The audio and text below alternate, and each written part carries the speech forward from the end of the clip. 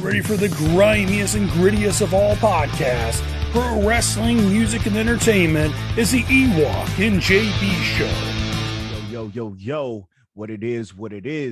My boys, Montreal Canadiens are up 3. We about to get ready for the sweep. You know what I'm saying? This Saturday night, we coming up on the CCW event. You know what I'm saying? We got 2 champions on the podcast of the CCW. Right now, we got our guest, the champion of Chicagoland Championship Wrestling, Shogun Chris Logan. How you doing, man? What's cracking with you? My man. What's going on out there, y'all? This is Shogun Chris Logan. I'm just happy to be here. I got the message from John, and he was like, hey, you want to be on the show? I'm like, you didn't even have to ask me. All you got to do is say, hey, Sunday, 9 p.m., be on your phone, get ready to Zoom, and let's have a good time. That's all you had to say. Yeah, shit. You got a nice little man cave going on with the belts, with the whiskeys. Yeah, when you're champion, you gotta live life as a champion. Exactly. So I gotta only have I wouldn't say the finest things in life, but things that make me happy. It don't have to be the finer things. Finer things are what makes you happy. What makes me happy is cigars, whiskey, video games, and my toys. Those are the finer things. Your toys. What are you drinking on currently right now? What is your go-to this week? So right now, just for this night, I thought I'll bust out the Blantons. Okay. If any of my whiskey connoisseurs are watching right now, they know exactly what Blanton is all about. And I think that's what I'm gonna sip on. And during this podcast, I think I'm gonna smoke my CLE. I don't know if any of my cigar connoisseurs on here, but CLE is a very good brand, very smooth cigar. So I definitely recommend that. No, I most definitely knew you were gonna pop out some cigars on this podcast. We do everything all nice. We do everything all nice and sexy. You know what I'm saying? Hell yeah, man. And a little small fact for people that don't know, Shogun Chris Logan is helping train people at the Wrestle League Academy. And I'm one of the people. I'm working on my footwork. It's getting better. I'm getting out my ways. But all I gotta say first of all, thank you. You know what I'm saying? I know I'm progressing and I'm only gonna get better. And I'm ready for J Cross on Saturday, man. Thank you. That's all I gotta say. Hey, no, let me be real with you. And this is you can call it a shooter, however you want to look at it. But EWOKK, I've known EWOKK for a few years now, and I've seen where he came from. He at one time, he rushed everything. He tried to do everything like this, and all I said to EWOKK, just slow down. That's all you got to do. And also, EWOKK has dropped so much weight, bro. I see how much weight you've dropped, bro. You getting ripped, and I'm very proud of you. I'm very proud of the progress you have made. Like you're one of the guys that actually stop and listen when somebody has something to say to you, and you don't have no ego when it comes to it. So I want to say thank you for leaving your pride at the door and really, really put yourself in that ring to be better. Much love, man. And since we're on the topic of training, what do you look for in a student? Like what is the perfect student for you? For the people that are listening that kind of want to come to Wrestle League Academy and get under your wing, as people would say. Be hungry, leave your pride at the door, and just want to learn.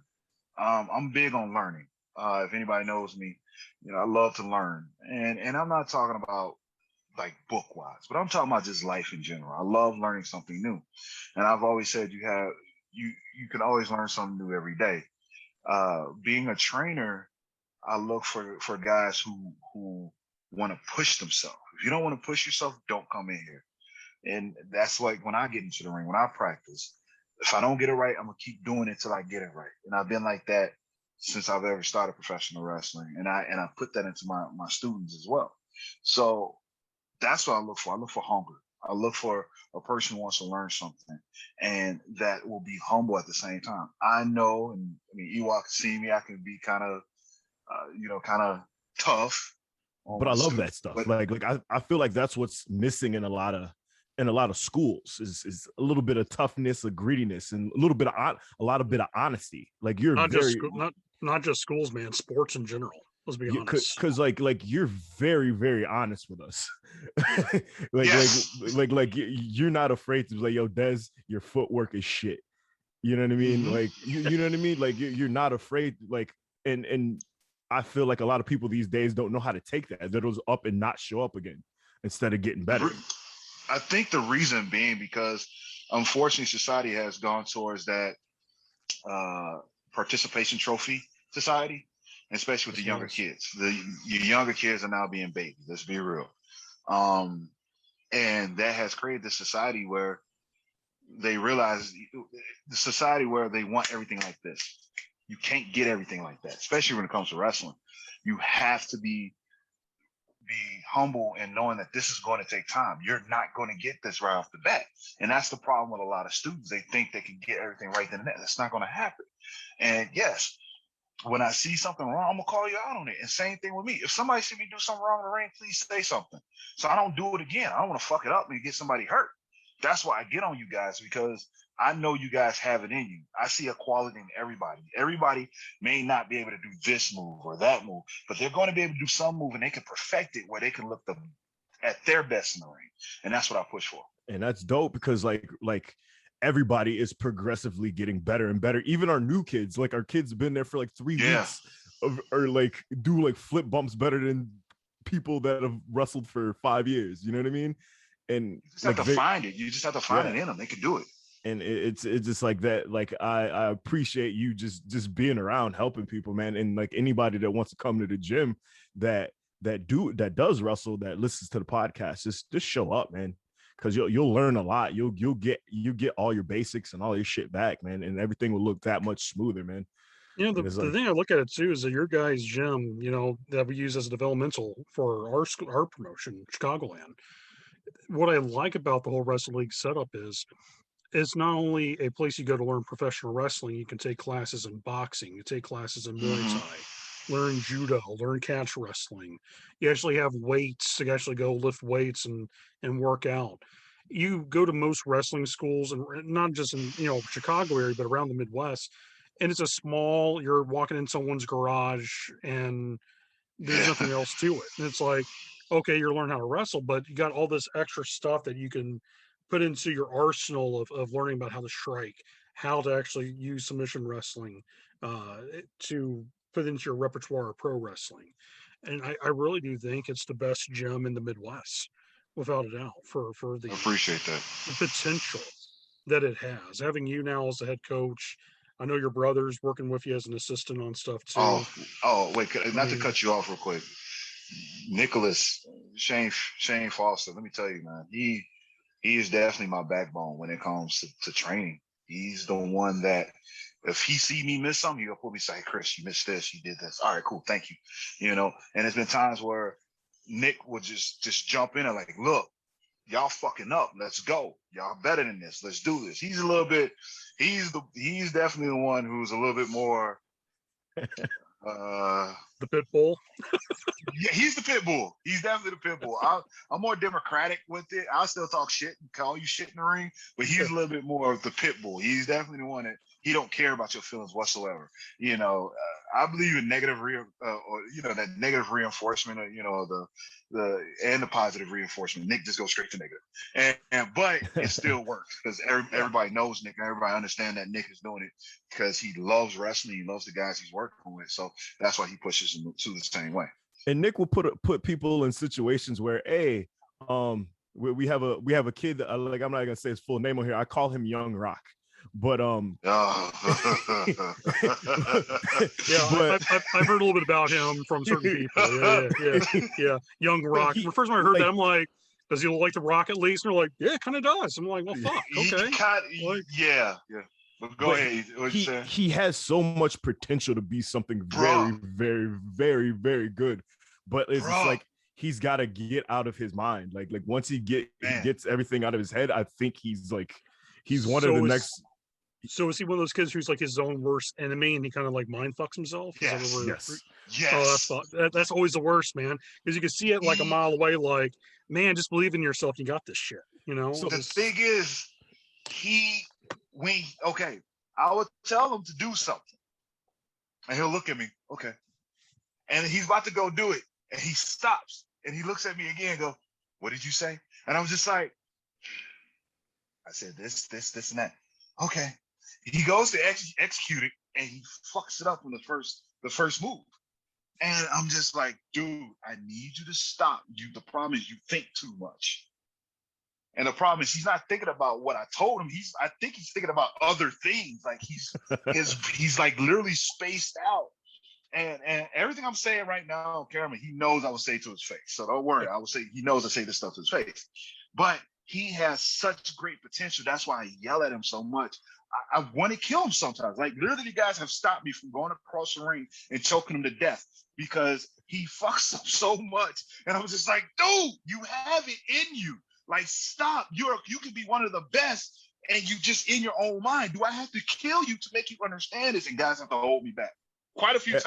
Yeah, and it's like there's this new thing. It's like, hey, like for younger students, maybe even me, sometimes, hey, if EWOKK fucks up, EJ, you got to do 50 push-ups. Oh, yeah. it's to that point now with EJ. Yeah, but like, Marine boot camp, the Marine boot camp type treatments, like, yeah, we found a jelly donut in his locker. All of you fucking doing 100 push-ups. Yeah, but like, we do that. Son of a bitch. Like I feel like once it clicks with Young Rock, I feel like the sky's the limit. You know what I mean? Like I feel like once it clicks with him and he starts to get actually get it, starts getting on his head, because like I feel like there was a point in time where I went through that. You know what I mean? Like I was always in my head, but now like I feel like, all right, cool. Like I get it. Like sometimes it's like training's training, practice is practice. You're gonna fuck up sometimes, but it's just like once you get it, you're gonna get it. I think it's one of those things that a lot of young athletes, no matter what genre of sport you're playing in, that happens to the best of us and best of anybody. And like for like musicians, you know this too. You go over like a lyric a million times and you're thinking to yourself, okay, this sounds great. Then you hear it on audio and you're like, oh, I hate this. Yeah, but someone else will listen to it and go, man, that's great. I love that. And I was like, you know. But, that's how I am when I wrestle some matches. Like I do a match. Yeah. And I have people come up to, oh, that was a great match. You know, you did good. I'm like, all right, cool. And I go watch the match. I'm like, that was like the worst match I've ever done in my life. And that's like every match I watch. So it's because I always want to push myself to be better. And it's only been like one match, 2 or 3 matches out of 12 years I've been doing this. I can legit say, I enjoyed every minute of that match. And because I'm like my worst critic. I'm horrible on myself. I have to ask, what match was it? That I thought it was the best? Yeah. Pro Wrestling Blitz, me versus Aaron, baddest man alive, Aaron Williams. I just became Pro Wrestling Blitz heavyweight champion, which was one of the greatest moments of my life because I was with this company for so many years. And it took me years to get into the company. Well, not years. Let me tell you, it took me about a year to get into the company. And then when I finally got in, and you know, and that's a funny story. I'll tell you the story of how I got to the company in a little bit. But finally get into the company, worked my butt off. Finally became heavyweight champion. And I wrestled this guy named Aaron Williams. He's Midwest, Ohio Valley area. Damn shame he's never been signed. He should have been signed years ago. I mean, his moves, his strikes, his slams, his high-flying ability. I mean, the guy is beautiful to watch in the ring. I consider him one of my guys. Like, he is one of the best. And it was one of those matches where everything just flowed. And it was so good that Tony Scarpone pulled me to sign after the match. He was like, he grabs me by my shirt. He's like, dude, that was the best match I've ever seen you in. And I'm like, he's like, I didn't know you could do all that stuff. And I was like, I've been trying to tell you since I've been in this company to put me with guys like him. You don't have to put me with big guys. I don't have to go against the 300-400 pound guy. Put me in a ring with guys like that and let me show you what I could really do. You guys want me to do this big extravagant, big man versus big man. I'm like, I ain't that big. I'm only 6'1", 250. These guys I'm going against like 6'3", 300 pounds. Put me in a ring with guys like Aaron Williams. Put me in a ring with like Shane Foster. Put me in a ring with EWOKK. Those are the guys I need to work. So many times I keep working big guys. If you want to see what I can really do, put me in a ring with those guys. And when he did, he was like, wow. So that's when I knew that was my best match. Like it's right now, if you go on Fight TV, Pro Wrestling Bliss is still up there. I forget what episode it is, but it's a match between me and Aaron Williams. And I'm telling you right now, it's that's still my top 3 matches of all time. Shit. Well, I feel like when I do watch my matches back, like after I have a new one, I was like, man, that was a good match. And I look at my first match, like I kind of just go all the way back to the beginning and was like, all right, cool. Like you kind of just see your progression and be like, ah, man, I used to send people this match for a reference. Yeah. And I'm like, some old Windy City stuff. That's how I was the other day. I was like, that's some old Windy stuff. I'm like, oh God, it's horrible. And I used to send people that. I should just send people my promos, man. Like that's about it. And try to get booked off of that. But like, I don't know. Like I like progression. I like wrestling people that I'm supposed to wrestling people to get me better. And like during the whole pandemic, I've been to Nashville, Wisconsin. I've been wrestling Wisconsin a lot. And like, it's like, they've put me in positions to wrestle people that help me get better. You know what I mean? That's what you want. You want to be in a ring where people make you better. Yeah. And it's helped so much. And it's like Booker was like, yo, like, I get it. I get what the EWOKK is. Like, I see your social media presence. I see what you post on social media. Like, I get it. I get everything you're about. And I feel like that's what's missing in a lot of these wrestlers right now is it's like, yeah, you're a good wrestler, but what are you? What are your motives? What are the things that make, you know, Shogun Chris Logan? What are the things that make the EWOKK? You know what I mean? Like I feel like that's what's missing. And it's like, I don't know, man. I'm just like I do these every like random rants every fucking episode. Bro, you know what? No, it's cool. Like I'm the worst self promoter. And the reason being is because I don't like tooting my own horn, but this is the day and age where you have to self-promote to get out there, to get bigger, you know, and I'm horrible. And then one of the reasons I'm horrible because of my work schedule, life, you know, it's funny. My old saying used to be, it's more than a name, it's a lifestyle. And the reason being because of my life, the way I live, the things I do. So I'm always ripping and running everywhere. So a lot of times I don't have time to sit down, hey, promo, unless I'm at a show or something like that. Or you just ask me. Or you ask me. You know, I just asked you. But by the way, I did film a promo for next week's show, and I have to just send it to John. It's sitting on my phone. I keep forgetting to send it. See, horrible. But you do. You're absolutely right. What makes EWOKK EWOKK? Why do you call yourself EWOKK? And that's one thing I really do like with the guys. They'll come up to me, oh, I got this idea for a character. All right, hit me with it. Oh, well, it's like, you know, it's me, but turned up on everybody does that. Give me something else. Always. You can do that, but give me something else. You know, what's going to make you stand out? That's the hardest part, especially now wrestling, because every persona now is in professional wrestling. It's hard to come up with a new and innovative persona, you know. Like one guy who stands out to me right now, and I'm so sorry I can't remember your name, bro. He's from House of Truth, from Truth Martini. Purple, you guys know what I'm talking about. Why can't I say his name? You know what I'm talking about? Does he wrestle for us? He's trying to get here. Prince. Paragon. Thank you. I feel so bad. Yeah. Paragon. He stands out. My God. Yeah, Prince. That is his first name. But I love him. Paragon. I'm so sorry. Yeah, but he stands out. Yeah. Yeah. He stands out. You know, and those kind of things, you got to do stuff that stands out. It is, you know, hey, I'm going to be real with you. It's so much of a persona that I have. The Shogun. He's about fast cars, women, cigars, whiskey, and wrestling. I mean, what else do you want? You know, and that's who I am. That's what I've always been about. And it's worked. I've had fans bring me cigars into a show. I've had a fan say, Chris, Shogun, come here. Merry Christmas. I thought, you know, I know you love cigars. Share. And it was a damn good cigar. Man. You know what I'm saying? It's just like, I tell a lot of people, it was like, yo, just like post your, there's so many like wrestlers that don't have any social media presence. Like, even if you just have Facebook, post something, stop posting. And like there's nothing wrong with posting anime, but like, but stop posting other people's shit, post your shit. At This this is least, Yeah. some this is something I was telling a guy the other day about. I was like, think about this. For most of the guys who bitch about not getting booked, right? They spend more time bitching on Facebook, on Twitter, not about getting themselves fucking booked on a show. They took that 30 seconds that they were both to make that post, put that camera up, hit record a promo, be a little bit creative of stuff. There's plenty of free apps. You can create a really cool intro, outro, and doesn't cost you a dime. And you take all that creativity of being angry about not getting booked and actually give someone a reason to book you.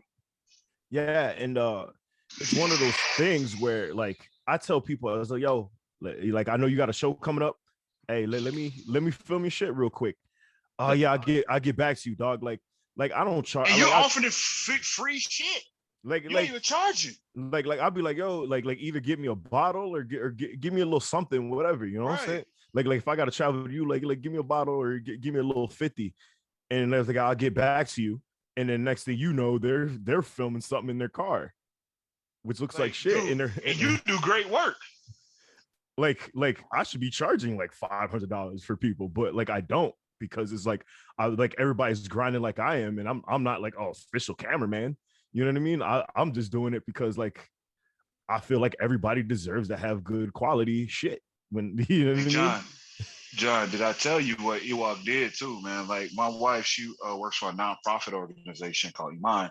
Pretty much works for inner city youth as well as adults. People who pretty much been, incarcerated, but they want a second chance. And they give them training in like welding, other trades. They get college credit at daily. They get therapy. They get actual, therapy, which a lot of people from the streets need, and they get paid for this, bro. They get paid for this. So at the end of every cadre that they have, they always do some kind of rap song, and then after the song, they always film it. Well, the guy that they were supposed to be filming it, he quits literally a week before they're supposed to start filming. He doesn't tell anybody. He just quits to go do another job. We get it, but dude, you're bogus for doing that. And me and my wife sitting at dinner, and she got, I need a new videographer. I'm like, for what? She said, I need somebody to film this video. Oh, give me a second. EWOKK hit me right back, literally like 2 minutes. He's like, what you need? I said, here you guys go. Y'all hash it out.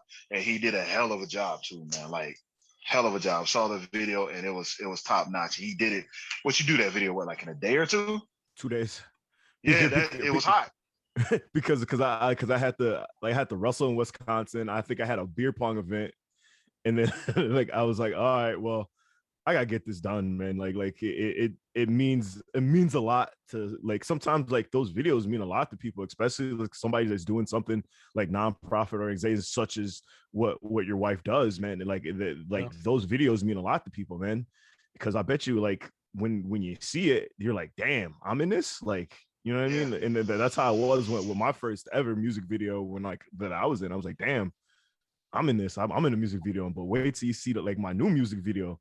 But that's neither here nor there. But it's just like I'm down to do shit for free for people. But like you know what I mean? It's just like I charge a little bit of nothing. You know what I mean? It's just like, man, when you saw, she showed me the invoice, I was like, that's it. And I saw the quality video that he did, and I was like, always good top quality stuff. Yeah. Yeah, it was hot. So I think it's actually on YouTube. I think she put it. They finally posted it on YouTube. All right, cool. So you can go check it out. You just type Iman. I don't know. I have to ask her. But I thought it looked amazing.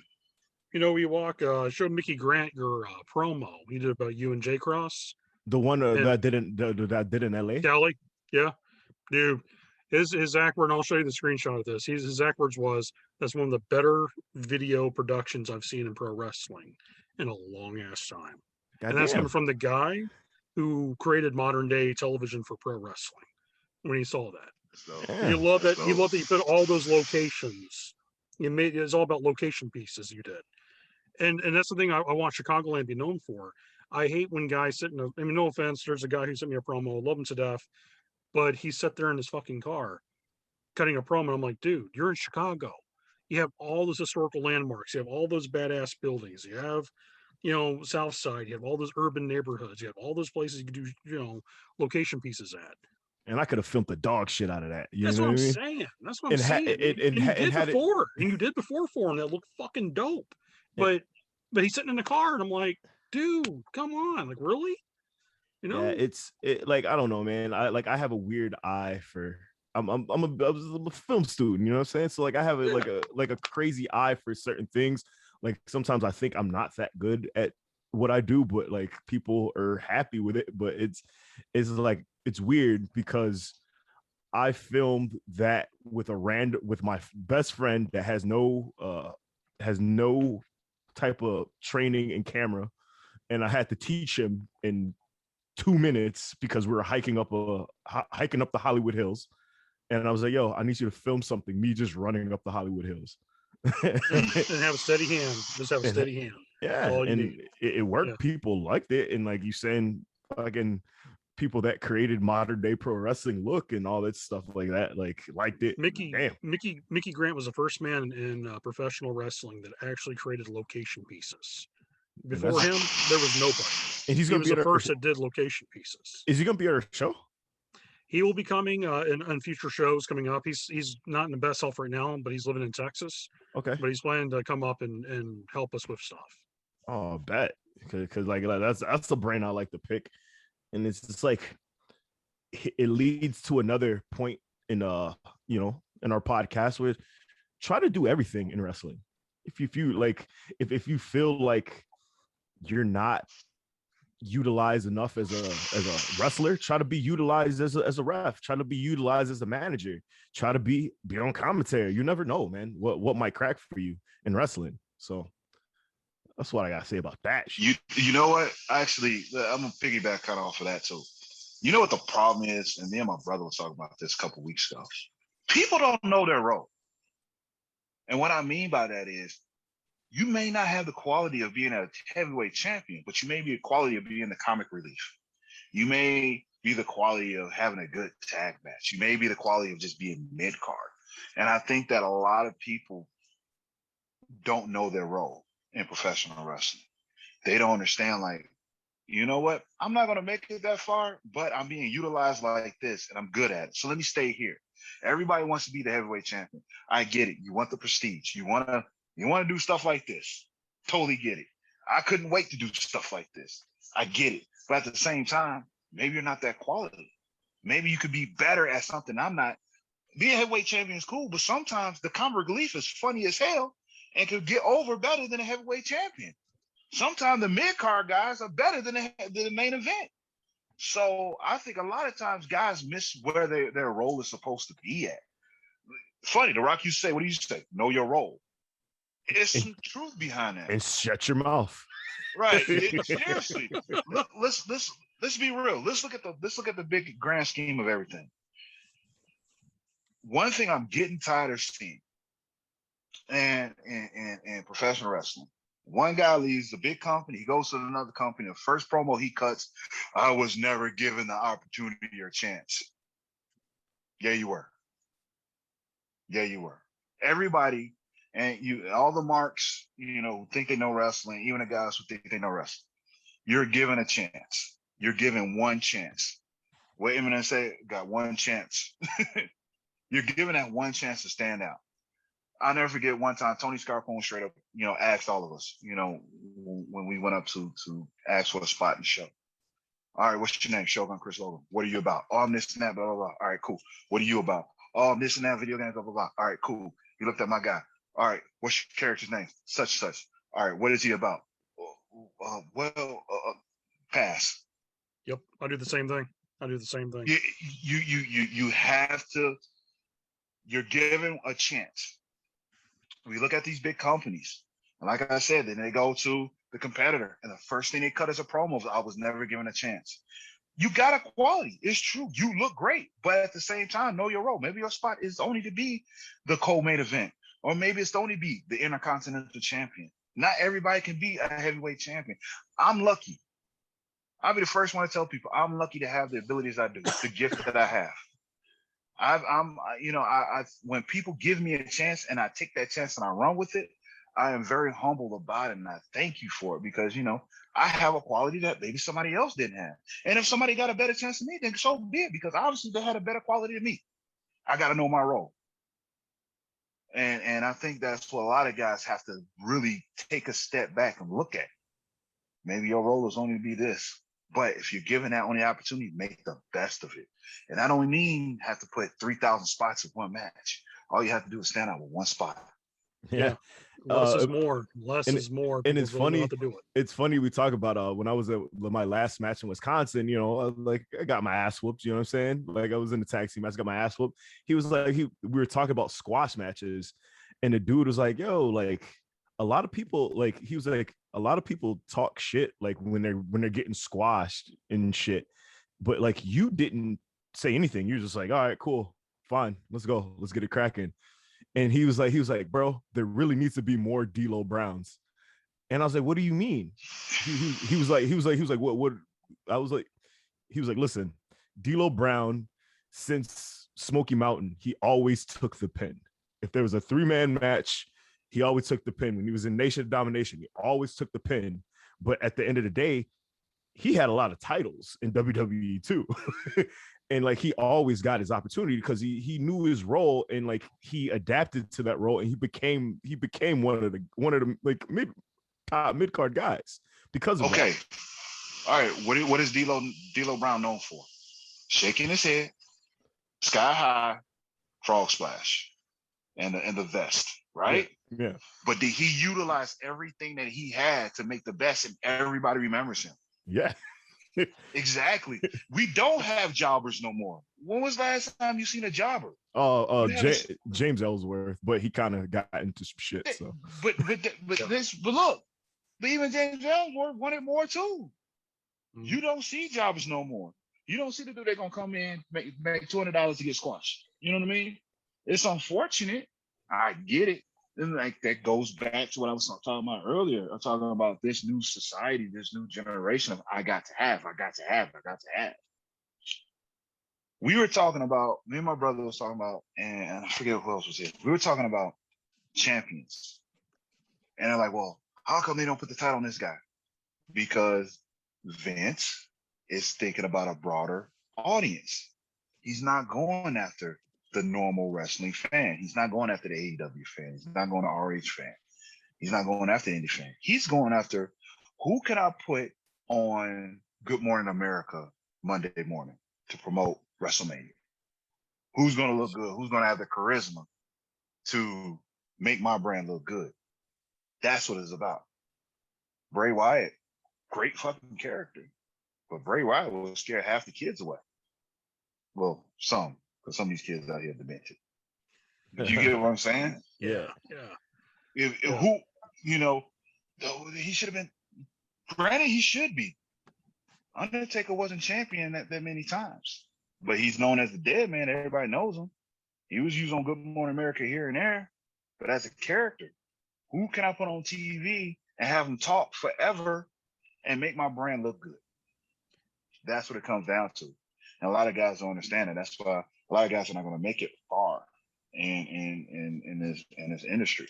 Look, I'm 38 years old. Well, I love to have a chance in AEW. I would love it. Well, I would love to have a chance at ROH. Would love it. AAW. Would love it. But I know my role. Maybe my thing is to be in the indies and stay here. I get it. It doesn't bother me. Once you learn your role, you're okay. Yeah. I don't know my role yet, to be honest with you. I'm 2 years in. I don't know my role. It's just like here, I'm something. Wisconsin, I'm something different. Tennessee, I'm something totally different. Like once I start. But bro, you just named 3 states that you're already in. There's guys around here working 1. They're lucky. Yes. Think about that. You just said, I'm only working Illinois. Me and my guy McCoy, we're supposed to be talking again. Where I go back up to Wisconsin. Ben? I have some opportunities. Yeah. Talk about Ben? I love that dude. Of course. Ben is a great guy. I used to wrestle for his company, but work has been kicking my butt.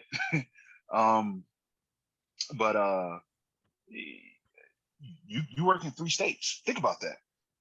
And that's good. And speaking of Ben McCoy, that's one person that I think we should have on this podcast because Yeah, let me know when we can set up a date. We'll do it. Like a car ride with him at the last WPW show is like so much knowledge and so much just like his love of wrestling is just like amazing. Like I love that dude. Like real shit. Like hopefully he watches this, but like I love that dude. Like so much knowledge like you're getting from a promoter also. Like he has promoter knowledge, like what not to do, what to do, what he likes as a promoter. And he has a show. He has a show every week called Hard Truths, and basically it's everything that he wants in a wrestler. And it's like I appreciate that man too. And I recently just met him through this pandemic. Me going to Wisconsin with Rock Rivera and Quinn Whittick. So it's just like people like that, man. Like they need their word out too, man. It's good, man, when you get a promoter that with experience, and it's like even like with me, like the experience I've had over the years doing this. But when people ask me all the time, like, "Oh, what do you look for in wrestlers?" and it's a good thing when you're honest with wrestlers and you tell them, "Okay, I like when someone can actually really talk. I like someone who can film promos that are not the same location that you see every single show. It's got to be something different, or you find unique places to do stuff. Have presence to yourself. What makes you stand out? Like what Chris was saying. What's your gimmick? Oh, well, I'm the bag boy from Winn Dixie. Okay, get the hell out of here.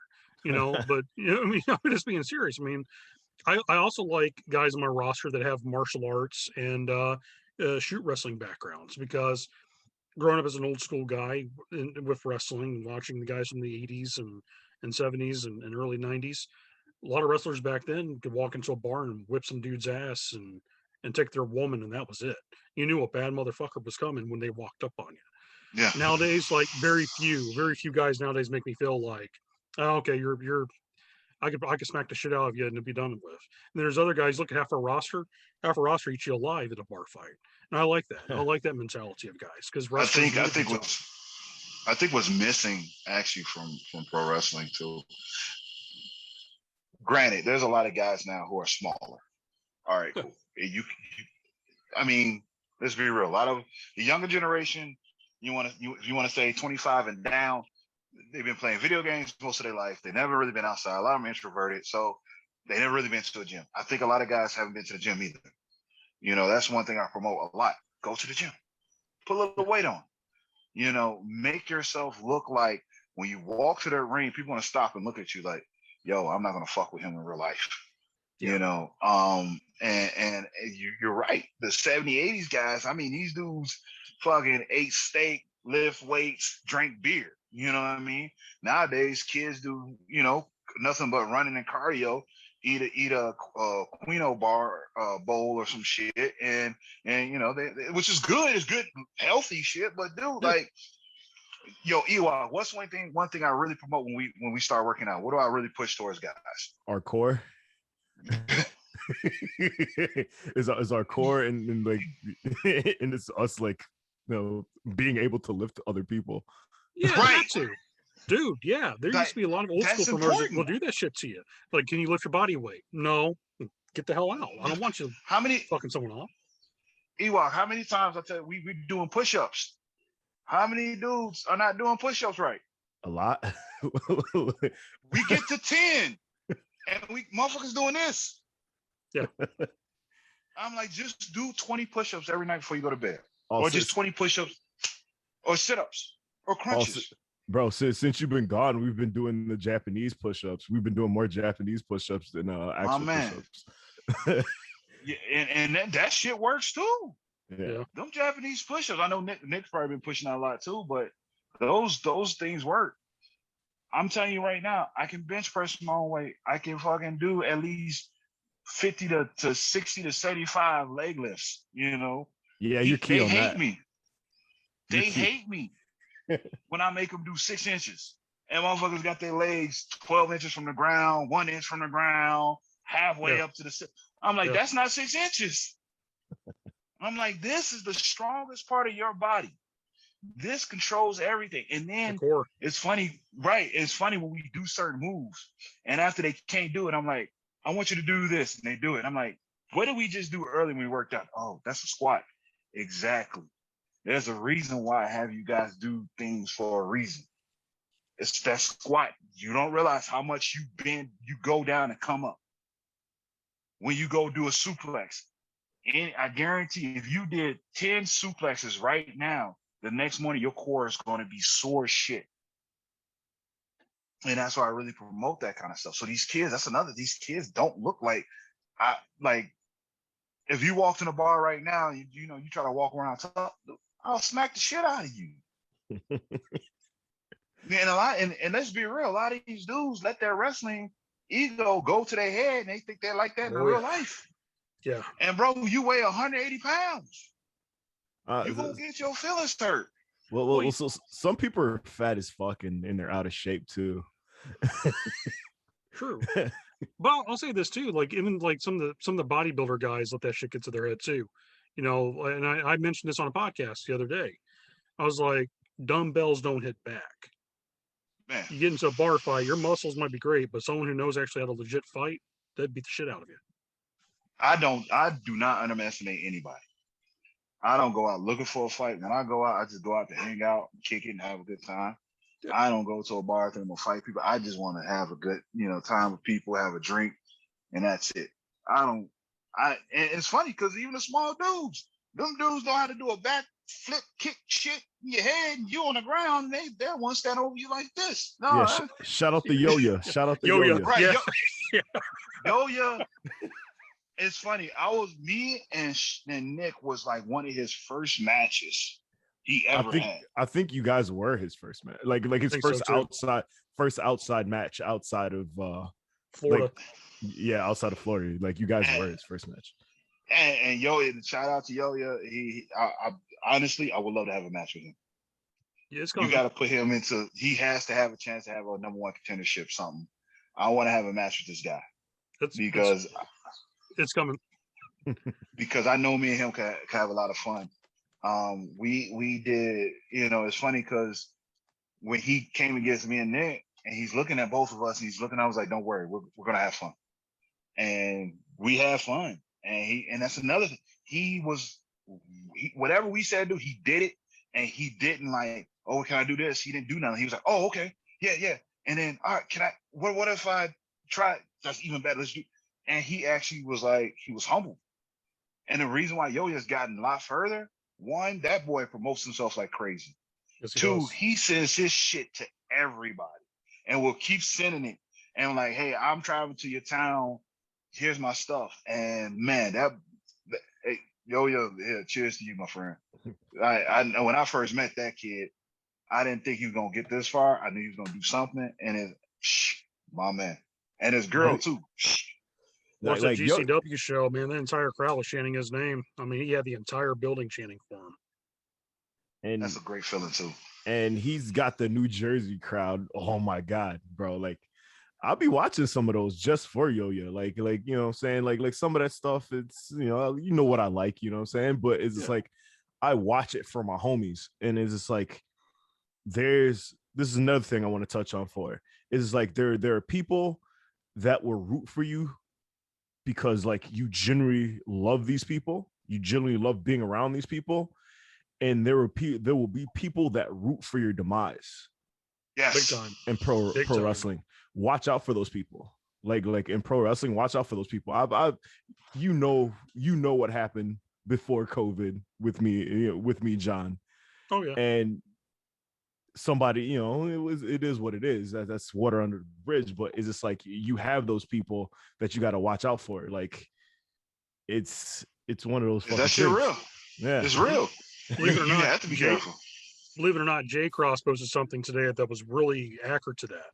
It was a post about a woman curled up with a snake, and the snake wasn't eating, and finally the doctor and her talked about a veterinarian, and the doctor told her, he's like, well, has the snake been stretching out around you? Yeah. Well, of course, the snake's sizing you up. It's waiting for you to make your mistake, and it'll take you.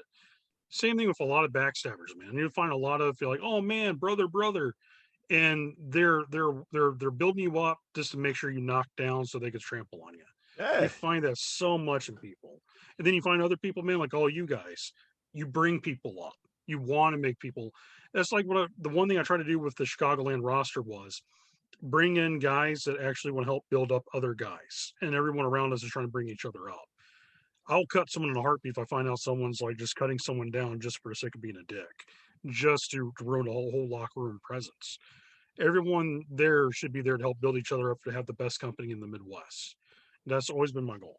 And I think we And actually have a damn good locker room. we do. We definitely we have a good locker room, and I think that you're right. You need people to build other people up. My especially for me, I don't care about who goes over. My thing is, how do I look in the ring? Yeah. People remember the performance. Shawn Michaels, he is dubbed Mr. WrestleMania. Let's talk about actually how many WrestleMania matches he's actually won. Not many. Not many. Okay. There we can count our hands how many times he's won. Prime example, the one WrestleMania, Bryan Danielson got beat in 8 seconds. Against Next Sheamus? next year, he wins the main event. You know, it's all. I think it was 2 years after. I want 2 to years, say but it was something like that. But still, the buildup they gave him after that though was okay. You had this loss, but fans remember not the loss; they remember more about the big win he had. You know, that moment. It's all about moments. Wrestling's all about that. Creating a moment. Make someone remember. Holy shit, where were you October 6th when Chris Logan won, the Chicagoland belt? There's still fans when I walk into town to pick up something. I still have wrestling fans who were there. They'll talk about that. Man, that main event, Joseph Kano was one of those kids. He went there to he watched CM Punk wrestle in WWE on one of the big Chicago pay-per-views. And he said it to me. He was like, man, he's like, your guy's main event, hands down, was the best live wrestling main event I've ever seen. Because that's how intrigued people were when they were watching it, how much they got into the drama of it. And that's what I wanted to hear. We created a moment for this kid. That's awesome. That's what wrestling should be about. Yes, and I'm glad that and that was the thing. Like nobody really knew me when I got there. People know more Marche all day. That when I say I learned so much from that dude when I get in the ring with him, every time I learn something different. Every time, like he teaches me something different. Like, hey, let's do this. Now let's try it like this, and I learned something from him. And you got the mercenary. That man gonna go somewhere. It's a workhorse, man. Yeah, bruh. Every weekend he working somewhere. So, to be in the ring with those two guys, they made me look good, and I try to do the same thing for them. They made me look good. I didn't do nothing. If you really look at that match, I really didn't do nothing. But the little stuff that I did do, and what do I appreciate you guys when we at practice? Shit, footwork is the main thing. And damn, it's the tip of my tongue. I always say this thing. I said the smallest things make the biggest difference. There it is. I got too many. You don't have. I know. I always talk about how the little things make the biggest difference. You don't have to do much, but what is that one little thing you're going to do to make you stand out? Yeah. And like I said, I don't toot my own horn, but when I had the crowd at the end, when they would chant my name, I got emotional. Like I got super fucking emotional, and that's why I cut that promo at the end, like how I felt. That's exactly how I felt at the end. But it's the little things. You don't have to do much to stand out. So that's what I tell like my guys when I teach them. When you go back to look at Shawn Michaels, he only lost. I mean, he's never really won that many matches, but he did certain things to make himself stand out. And like when I teach my guys, I'm like, you don't have to do much. You don't have to do 15 spots. You can do that one spot. Everybody's gonna go, bro. Do you remember when fucking EWOKK, they did this? He ducked the clothing. Next thing you know, he hit that big ass spine buster. Boom. They're gonna remember that instead of 1, 2, 3. They're not gonna remember that. I mean, prime example, Jake Roberts and his DDT. Yeah. I mean, that's the one thing about Jake. You go, what's Jake's known for? He's known for his snake, and he's known for the DDT. No one ever talks about the knee lift, the short arm clothesline, all that. Is that DDT? and everybody was chanting for it every time he clamp it on somebody. Yeah. Jay, have you guys ever met Jake the Snake? No, but I do. Bro, he's definitely one of the most interesting and funniest guys you want to meet. Sweetheart, ever since he became super sober, and he's just like, he'll give you advice if you ask for it. He gave me advice, and he's just like a really good dude. Seriously, like Jake the Snake is good as shit. I might have to hit him up, man. Seriously, and if he's at a show, bro, walk up to him and say, "Hey, I'm about to have a match. Do you mind looking at it?" I mean, if he's not busy with fans and autographs, promoters bringing him in now, but he'll sit down and he will watch the whole show. He did that for me one time. And he gave me this advice, man. I mean, it was like, bro, that like touch here, and I was like, damn, that was some really cool shit. He even called my wife one time when I first met him. I was like, hey, my wife is like the biggest Jake the Snake Roberts fan, and he was like, oh, go, call her right now, call her. On the phone. I'm like, hey, babe. Hey, I'm like, hey, somebody want to talk to you. And he grabs the phone. Hey, baby, where you at? And she's like, who is this? He's like, who is this? It's Jake. This is Jake. And she's like, Jake who? Because she knew where I was gonna be at. He's like, Jake the Snake. And he made her melt, and like he was just like the nicest guy in the world. So That's big awesome, up to Jake the Snake. Hell yeah. Shit, man. Fucking Jake the Snake. Hey, he been on TV lately, heavy. Like heavy. Yeah.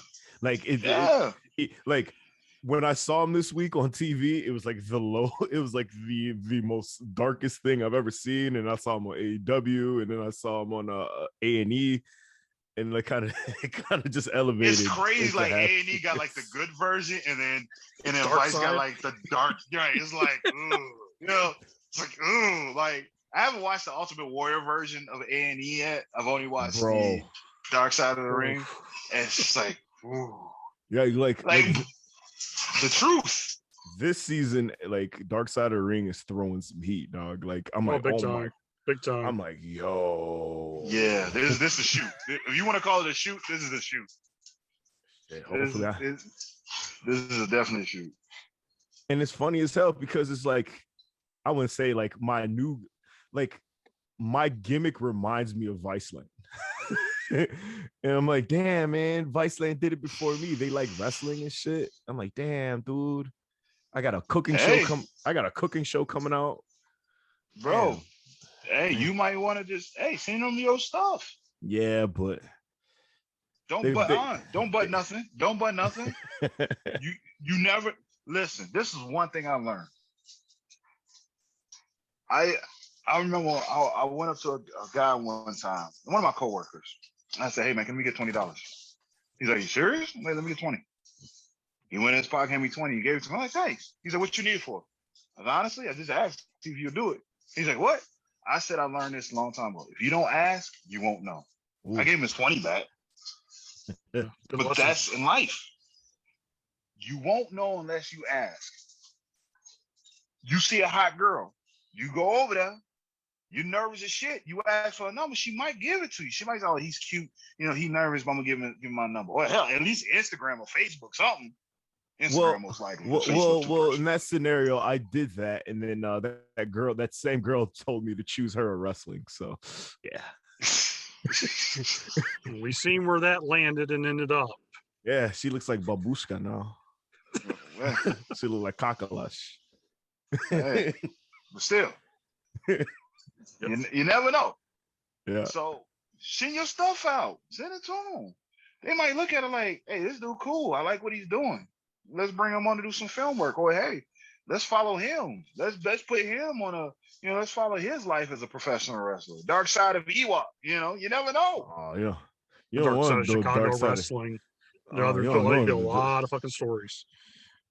Bro, if they did a Dark Side of Chicago, Lord Jesus, the story.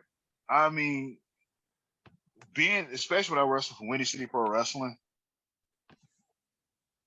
some of the stories I used to hear from back in the day, and I'm like, you motherfuckers need to be in jail. Yeah, straight up. I mean, you hear somebody who's like, what, tell me, what did you do with a hooker again? And it's like, you should be in jail. But, you know. It is what it's it funny. is, man. It's funny. Did you guys watch ESPN, the 85 Bears? Oh, 30 yeah. for 30? Yeah. Do you remember that part in there where like he was like the agent for the Bears, something like that? He said if social media was out back when the 85 Bears were doing their thing, he said half of the roster would still be in jail to this day. Oh, yeah. And it's the same thing with the 94 New York Rangers. All the cocaine and shit. Oh, yeah. Jesus Christ. How the Stanley Cup was at the bottom of a pool and all that shit. What? Well, it was like a Theo Fleury, his documentary, if you haven't watched, is really good. He openly talks about like all the cocaine he was doing. He was like, yeah, almost every game I was high as shit playing. I was just like, God. But like, you know, like I feel like the 90s, that's when sports, even the 80s, like maybe go back to the 70s. Sports were sports. Sports were sports, man. Yeah, people used to like just do it high, man. Throw no hitters. It's like drunk. I'm cocaine and steroids. I mean, come on, you can't beat it. Yeah, that's why I laugh when people talk about wrestling in the 80s. They're like, were people on drugs? I'm like, have you seen half these motherfuckers? Like, they were all on goddamn roids and coke. You know, I think there's one Hogan promo where he actually had powder on his nose, for the love of God. You know, it's just like, it's like shit. You know, I mean, these dudes would do it line before the fucking camera would go on. I mean, come on, like cocaine and steroids was the 90s, 80s and 90s. I mean, well, up to the mid 90s, you know, it was not based. Well, you forgot about the home run derby or the home run era with Sammy Sosa and Mark McGwire. Yes. And let's be real. That helped put baseball back on the map. People wasn't watching baseball no more. What made them turn back on baseball? Seeing some motherfuckers knock a home run. Yeah, man. And people forget, they're on steroids. Do you know how much skill it takes to stand there and watch this small little pebble at 98 miles an hour come towards you, and you have to have the precision to hit the ball at the right angle to send it up back the other way? Steroids don't have anything to do with that. No, skill. Does it put up more power? Yeah. But they don't have nothing to do with that skill. Yeah. That aggravates the hell out of me. Yeah, man. I was a child back then, man. I want to hit home runs like Sammy Sosa at Thillins. I don't know if you remember Thillins. You're from the South Side, but Thillins was a North Side Little League arena. But I was a child and I couldn't get steroids, so. So you're from like the Rogers Park area, right? Yeah. That's where I'm from. I was born and raised Bronzeville, so the sport I played was basketball. Believe it or not, like I love basketball. So you're from where I live now, right? You like legit. I don't even know why you could have came directly to my house. You lived 2 minutes from me. Yeah. John, this motherfucker lived 2 minutes from me. When Nick told me like what, he was like, yeah, he lives right here. Like, son of a bitch, he could have been here. Right. I can hear how many promos I didn't try to cut by now. I didn't know this shit. But yeah, he lives legit 2 minutes from me. But anyway, we'll talk about that later. But yeah, like basketball, like that was my sport. Like I would try to go to all the big parks like Hayes Park, Foster Beach, the YMCA and the South Shore area where Obama played. Like I try to get all the best places to play basketball, and that was my thing. Basketball was my sport. And if anybody's young listening to this, pay attention to school, okay? Don't end up like me, who's a cop who fights crime to save the world, and your mayor doesn't even like you, okay? Try to pay attention to school so you can go play the sports and do what you want to do. Because if I'd have actually paid attention to high school, I'd have probably been in the NBA, probably retired by now. But if I'd have paid attention where I was supposed to, I probably wouldn't be talking to you guys right now. Damn. Yeah. Fuck, man. Fucking Rogers Park, man. All we got was hockey and lacrosse and baseball. We got the other shit and weird artsy shit. I think that's a Rogers Park trait. Art. Well, I wanted to play hockey as a kid because of the Mighty Ducks. Oh, That's why I played hockey. That's why my parents signed me the fuck up. They I had to want to sign do the me up. knuckle puck. I want to do knuckle puck. So I used to have like this makeshift like stick that I made and had like this like makeshift puck that I made to like knock in the backyard, because I was pretending I was on the Mighty Ducks team when I was like, 9 years old and shit. So yeah, I want to try hockey, but I can't skate worth for shit. Yeah, to this day. In the 90s, you lived in Bronzeville, so that wasn't gonna happen anytime soon. No, dude, the only thing in Bronzeville, seriously, you play basketball, football, or baseball. You ain't play no lacrosse. The fuck is a lacrosse? We had everything out at Warren Park, man. Yeah, we had that shit. Like, here's a football, run. I have to ask this question, EWOKK, just out of curiosity. Were you the only brother on the whole lacrosse team? Actually, we had a Rogers Park. We had a Nigerian. Mm-hmm. We had a Dominican. We had me, and we had another brother, but we called him Carlton, so that speaks for himself. so there was 4 of us on my high school lacrosse team, and we all graduated together. When I played hockey, there was 5 of us. Oh yeah. And we got when we played in Winnetka, we got accused for stealing gear. That's fucked up. And then when everything's said and done, it was in a lost and found. But because you happen to be black, they wanted to blame you. Yeah, and I was so the GOAT. Hey, let me ask you this. Did you face racism as a kid being in Rogers Park? Not in Rogers Park, but like when it came to hockey, oh hell yeah. Oh yeah. Okay, I can see that. So now that you're older, do you reflect back when Willie the Bomb pulled you to the side and tried to talk to you? Do you reflect on that now? Yeah, and I was a dickhead person for just kind of just rubbing him off because I really didn't like deal with that. Like I kind of just turned a blind eye to it, because I'm from the north side. Like a lot of African American kids do that, like from the north side, especially where I lived. We're kind of just like and it's like I got old. I got older, and I was like, damn. Damn, I was a jerk, bro. Like, because it's like once I got older, I start to understand it a little bit more. Did you ever make peace with Willie? No. Why not reach out to him, man? Reach out to him. I should, to be honest with you. Because Willie's like the last of the old school dudes. Bro, Willie is old school. In fact, last couple matches I had with Willie, bro, I learned a lot from him. And even at his age, he can still go. So I would definitely, if you get a chance to, reach out to him. And another thing, he was also he held a similar title to mine. It was the urban title for WCPW. So something might could be in the works, but it's just like when I was younger and I started wrestling, I didn't understand the importance of being a black wrestler. I was also 19 years old. I didn't understand a lot of things, like why he was so hard on me when he was hard on me. And like I just felt like, man, this old ass dude just jealous, bro. You know what I mean? It's just like that was the mindset that I had. I wasn't thinking other things, but like now I'm 33 years old. I understand why he was so hard on me. You know, because he wants to see you to be successful, man, against a world that didn't want to see you be successful. Yeah, and then it's like I took my ball and ran like a little asshole teenager. You know what I mean? And you're a kid, you didn't understand. Yeah. And like I've told you the story, Chris, already. Like John knows most of the stories, but it's just like I don't know.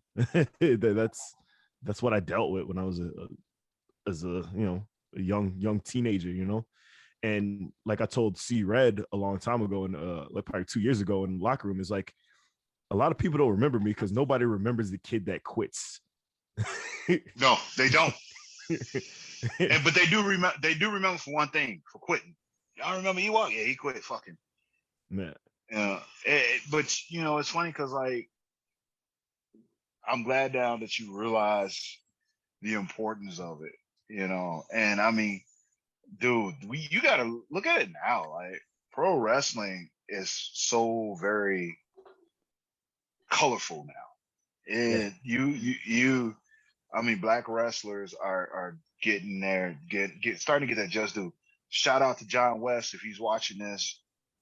You know, putting on Black Wrestlers Matter 2 in Des Moines on the 18th, bro. Like for him to do that and to give a platform for black wrestlers, like that's, to me, that's amazing. And John, your roster is colorful as well. I mean, you Yes, got sir. all the nationalities, you know, and you know, I saw that you put up a post from last year talking about, you know, the bigotry of people, you know, and you'd be surprised. Funny story. Indiana is known for their racism. Let's be real. Sadly, yeah, I agree with you on this. There's so many bigots in that area. So we're at the Legion, you know, the American Legion Hall, where we're gonna wrestle again. And I remember, you know, like I said, a lot of people didn't know who I was. And so I remember I purposely walked into the bar before the show. And when I walked in, yeah, all these white people staring at me. And I walked right to the bar and I asked the lady, I was like, hey, you know, I just asked her a couple questions. I forget exactly what I said to her. And all I remember saying, hey, after my match, I'm in main event after my match, I'm coming back in here and I'm grabbing a drink. And I want a Long Island. And she's like, oh, okay, no problem. So I remember the match happened. It was done. If you remember, I was still walking around with the title, still in my tights, sweating all over the place. I walked right and walked right into that bar. And I remember slamming the title on the on the bar. And I said, can I get that drink? And I'm tired, right? And you had all these white people just staring at me. But then all the fans were coming into the bar, Logan, and they were walking up to me, shaking my hand, taking pics. And you could tell, like, these white people, they were like upset, but at the same time, kind of like, who is this guy? You know? But it's unfortunate that people are so closed-minded, especially, you know, since, you know, these past couple of years, they've been more empowered to really show their colors. Be a fucking prick. Yeah, absolutely. Absolutely. And you know what? But at the same time, we still have to stand up and go, okay, we have to look at this in the face and fight it head on. So I'm glad that EWOKK really like now go, I see what you're talking about. And bro, believe it or not, me and you can be more relatable than anything else. Because as a kid, you know, it's funny, like me and my guys at work were talking about this and they were talking about, you know, black people, and I was like, dude, I didn't live that life. I didn't listen to hip hop music. I didn't watch, you know, certain black movies, and I didn't do that stuff. I was in the video games. I was in the comic books. You know, my mom and dad sheltered me from the hood. You know, when I was with my grandfather, he took me all over the city so I can meet different cultures, so I can be able to go to certain places. Like he took me to restaurants. My parents took me to certain restaurants so I can be enriched with other cultures and learn from them, you know? Yeah. So I learned a lot. And, you know, I used to get teased as a kid, oh, you're trying to be white. No, I'm not trying to be white. This is just who I am. And it's unfortunate that a lot of people, black people too, looked at me in a certain type of way. And I'm like, I'm not trying to be black. I'm not trying to be white. I'm just me. So like, that's why I can kind of relate to EWOKK when I understand why he did that, because I didn't know racism existed, believe it, because I was sheltered from it so much. When my grandfather and I, you know, we walked to a restaurant one time, it was the whole family, and we walked into this Italian restaurant on the north side, and he was like, I want that table over there. And they were like, oh, Mr. Bowen, I'm sorry. And they moved the whole family. They had just sat down, white family, and put us there. So the concept of racism and what it means to be black, especially in our industry, I didn't understand it back then. So I totally get why EWOKK was the way he is, or the way he was. It's like, I was like raised in a neighborhood. It was like, all right, cool. We got a Polish family right here. We got a Jewish family across the street. I'm the only black family in the building. It's kind of like we all were like together. Like, you know what I mean? It was kind of this weird. And I was never like really used to that. You know what I mean? It's like, I think back on certain situations in my life where I'm like, damn, that was racist as fuck. You know what I mean? Mm-hmm. And it's like, sometimes it takes you growing up and experiencing new things And then like I feel like that was a thing where it took me a few years to be like, damn, I was really a jerk to Willie the Bomb, and he was he was more on my side than against me. And event like I will reach out to Willie the Bomb. You know what I mean? Hopefully he remembers it, but it's just like I'm pretty He sure probably won't. He probably won't. It's probably so long. You People go like, to who the hell are you? right. Yeah. He'll just yeah. grunt towards you. Like, but like if he does, that's awesome. But it's like eventually, you know, we'll get a little urban title match going with me and Willie the Bomb. Who knows? Who knows what might and you will happen? learn, bro. You will learn so much from Willie, man. I'm talking about that dude is so cold. That dude is. I mean, you'll be surprised what the older guys. You're like, oh, this dude is 50s. What are you gonna do? Next thing you know, you getting tossed around like it ain't shit. So hopefully that you can make that happen with Willie. You probably can. Hell yeah. Hell yeah. And John, you got any closing thoughts, my friend? Oh man, just just having Chris with us, dropping knowledge, doing what he does best as a teacher, a trainer, coach, mentor, champion. Chris, you was talking about earlier how Vince looks at certain people with respect because they carry themselves very well, that he could trust them with the media. I do the same thing with you. There's guys I look at when I look at them and say, when you're working for me, you're also representing me as an owner of a company, and people I look at with respect. And you're one of those guys. Even when I didn't really know you, but I know the way you always carried yourself, and other guys always talk highly of you. Is I'm glad you're the champion of the company, because honestly, you carry the belt extremely well. You carry yourself as a professional. You're one of those guys I never have to worry about. I never have to sit back and go, oh, I hope he doesn't post anything crazy on social media and blast Yeah. blast gay people and women and everybody else. And it's like, I don't have to worry about that because you're a man. You do take care of your business, and that's. I wish we can clone like 50 of you, and this area in Chicago would have less problems. I'm just grateful, man. I'm just being, shooting the shit, being honest with you. You guys like Marche, guys like Vic, guys like Garrison, guys like EWOKK, who's bringing himself up every single day. You know, you guys carry yourselves extremely professional, very well. And then there's reasons why companies trust you when you're the guy, because they don't have to worry about, well, is he going to fuck up? No, he's not, and he's going to carry everything really well. And there's a reason why you got two belts right there on that mantle. Both companies know they can depend on you. That's hard to come by. It's hard to find guys in wrestling to depend on. John, thank you very much for those words. When we first met, it was me messaging you saying, hey, fix that star. You didn't know me. Yeah. Real quick, John, when he first came with Chicagoland Wrestling, I was first impressed about what he wanted to do. But the only thing that bothered me was he called himself Chicagoland. He had a 5-point star.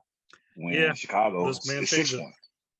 Yeah. And the first thing I did was like, I don't know. I know you don't know me, but listen, this is what it is. And I gave him the history of the Chicago flag, because Chicago means so much to me.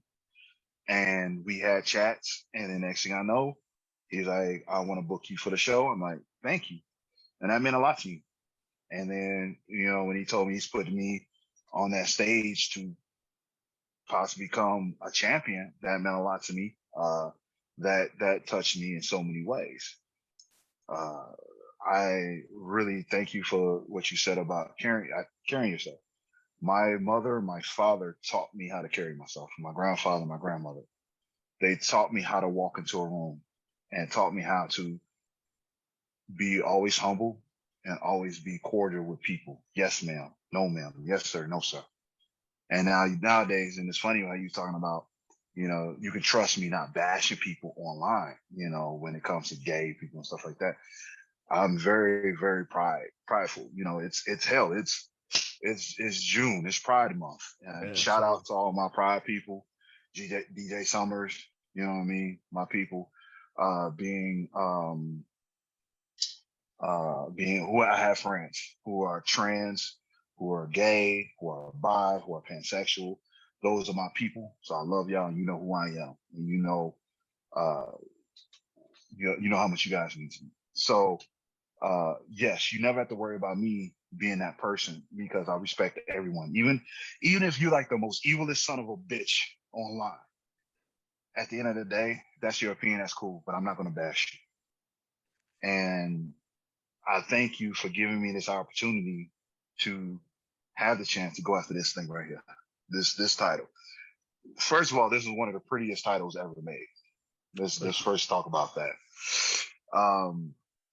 And shout out to Shelly, with Rocket Pro Wrestling, for them to give me the chance and opportunity too. Like, that meant a lot to me. So I carry every title with me with pride. It means a lot to me that they give me the ball and run with it. So when they do give me the opportunity, I just want to make you guys proud. And I just want to make it where you guys can go, that's my champion.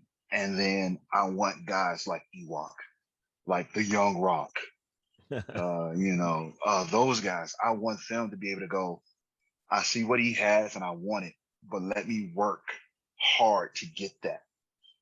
EWOKK, your day is coming. It is.